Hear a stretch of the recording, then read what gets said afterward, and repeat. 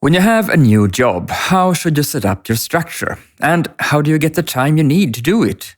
You're listening to Done, and I'm David Stiernholm. Today, let me share how to create structure when many aspects of your work are unknown. But first, the Urgent Important Matrix is a well-known tool. But what do you do if you have plenty urgent and important tasks at the same time? I will guide you in a post on the Structure blog. You'll find a link to it in the show notes.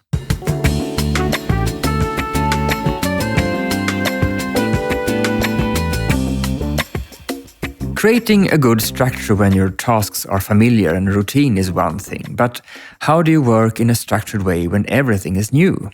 You might have a new job and you're busy learning everything and understanding how the business works. Or perhaps you have started a new business yourself, where you and your co-founders are building everything from scratch. There's a lot to do in the beginning, both when the job is new and when the business is new, and there's hardly any time left for anything but the absolute essentials. If you have room to sketch out a plan or a process of how something you're going to do from now on is done, it's of course an advantage, because then you can see in advance that it all fits together and that you include everything that's needed before you proceed. But that time is rarely available. Please don't beat yourself up about it. Change your perspective instead. Instead of creating the structure first and then execute the new thing in the most structured way you can think of at the moment and create the actual structure as you go. Do this.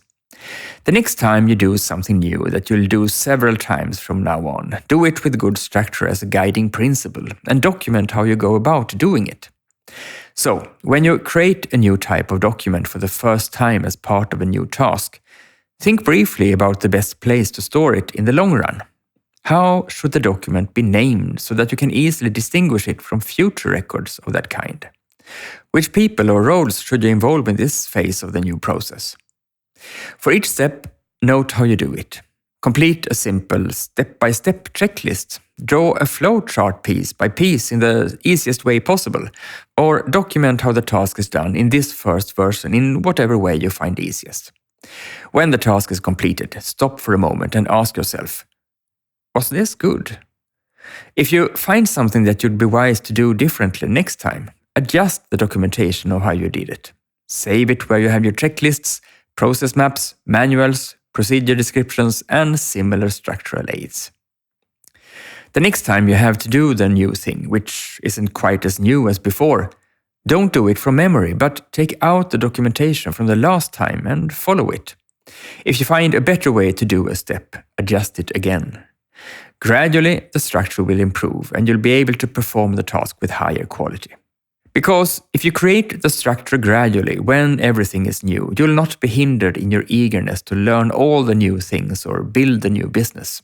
At the same time, you take advantage of the experience you gain and gradually put in place a structure that ultimately can stand to be shared with others, meaning your colleagues or the employees who will take over when the job grows too big for you to handle on your own. How do you create a good structure when everything is new? Write to me at david@stiernholm.com and tell me. I'm curious to hear about your experiences regarding this. Thank you for today and see you again next week.